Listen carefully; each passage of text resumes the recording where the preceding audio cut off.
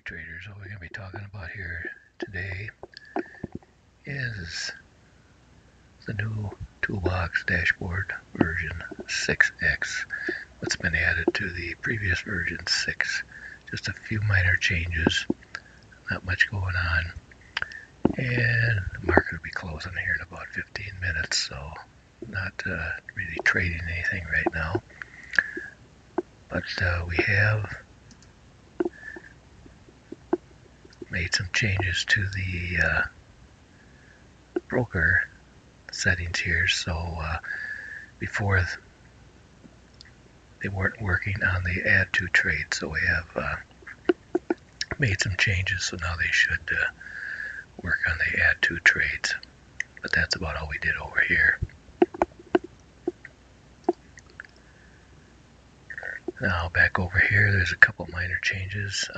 You notice along the bottom over here, we now have the RSI over here along with the market window, which is basically this, and the heat map over here. Now these three are over here because the market, remember, if you bring it up like this, you get which ones are up or down a certain percentage since the open of the day. And it looks like the pound US dollar is down 0.95% for the day. He leads the group as the biggest percentage, either up or down. And these are all arranged in from max to min percentage from the open of the day. Now, remember, if you clicked it again, you could use it as a filter up here to filter any trades coming from your TS. And as you can see, the first two are red, which means since they're down for the day, they'll only let you take short trades. This one will let you take long trades, so they match up with what we got across the bottom here. And then of course, remember, if you click it again, it goes away. They're not in use now. Now we have added the RSI over here. Before, remember, when you clicked on it, you got which ones were overbought, which are green, and the ones that are oversold, that are red. Now remember, there's a setting back there here in the properties where you can change this to different values. Right now I have it set on the 4 hour, and the RSI is set at a period of 5, and we're applying it to the number 1 setting in the RSI, with the high level and low level set at 70 and 30. And at the present time, it is not confirmed. So what that means is these are signaling, but the candle hasn't closed yet, so these possibly could change. If you turn on confirmed, that means when it says green, that means it's on a closed, the previously closed candle. With this turned off, it is the present open candle that is giving you the signal. So it can change, just remember that. So right now we're on the present open candle, and this is what it's giving us. Now I moved it over here because if you click it again, you'll notice now you can use these as a filter. And you notice we got the Aussie yen is overbought. So usually when something is overbought, you want to sell it. So when you look down here and it says green overbought, you look up here, it says red, sell it.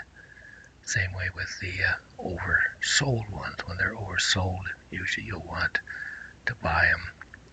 And you look up here, you can see it's telling us to buy the Euro Canadian because it is oversold. So just remember that these are opposite color. Overbought, oversold. So remember that. And then you click it again, they go away.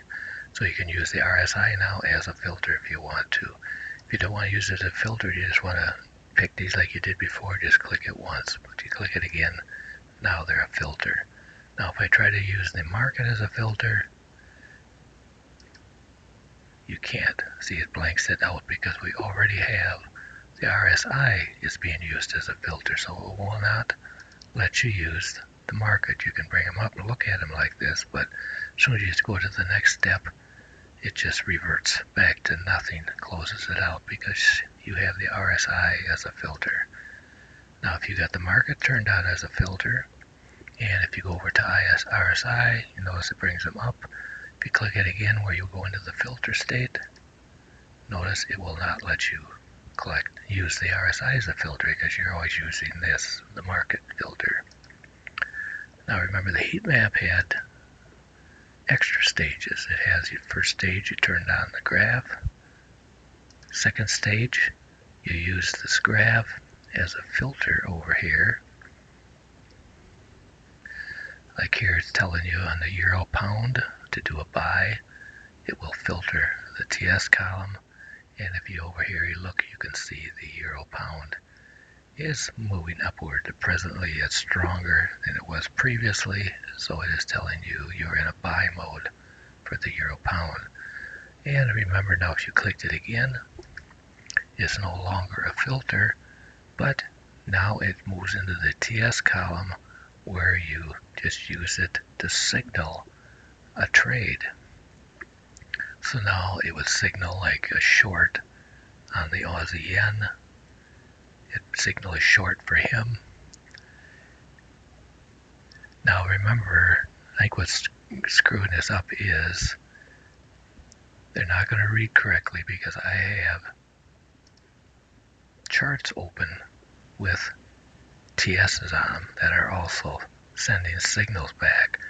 So some of these signals are probably wrong because we're getting a mixed batch. We're getting signals from the heat map, plus we're getting signals coming in from these TS's. So remember, when you're using it this way as a heat map to signal a trade over here, be sure you don't have any charts open that have a TS on them.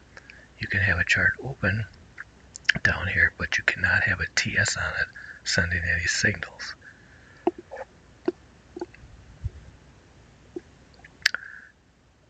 Now you can also, when you're using the heat map to signal here, you can use like the RSI as a filter over here also in combination with it. Or you can use the market watch as a filter in combination with it. So when when the heat map signal matches over here, you get a trade. But just remember, these are not correct right now because of my TS's that are also sending signals. Because if you turn these off, you see those are my TS signals we were looking at. Heat map. See, they blink for a minute, but then they go back to the TS signals. So just remember, don't have any charts open with TS's on when you're using the heat map to actually signal trades. Okay, so that about does it. Everything else is the same as it was. These are still just buttons over here. These 5 are just for picking. In this case, we got a TDI alert just on the dollar Swiss. Only one. And there's what we got on the HAS. Remember, these you can set up back in the properties over here. If you want to change period or whatever. Here's your swing. I only got one swing signaling right now. Gap. Remember, these are your gap trades. These would have been from the open of today, which normally we don't play gaps on the open of just a normal day. This is usually at the beginning of the week is when you want to play this. That's why these are so low right now. And then, of course, like before, we had the coral. And remember, the first 5 listed here are the core 5. And then all the way out to the end of the purple here, that core 14, which people used to trade. And remember, the correlation right now is it's on the hourly chart, and it's set for 80%. and it's automatic as far as how many candles it's going to use. So it just looks at how many you got in your charts. And as you can see, like the pound yen, all the ones in green correlate with the pound yen at this particular time. And all this, remember, all the red and the green dot tell you is basically the same thing you see over here. This is your daily. What is it doing today? These are all, the red ones are down for the day, the green ones are up for the day in reference to the open of the day. And you can see the pound dollar, which is right here, is red, which means it's down for the day from the open, and that's telling you the same thing over here. Pound dollar, that little red dot.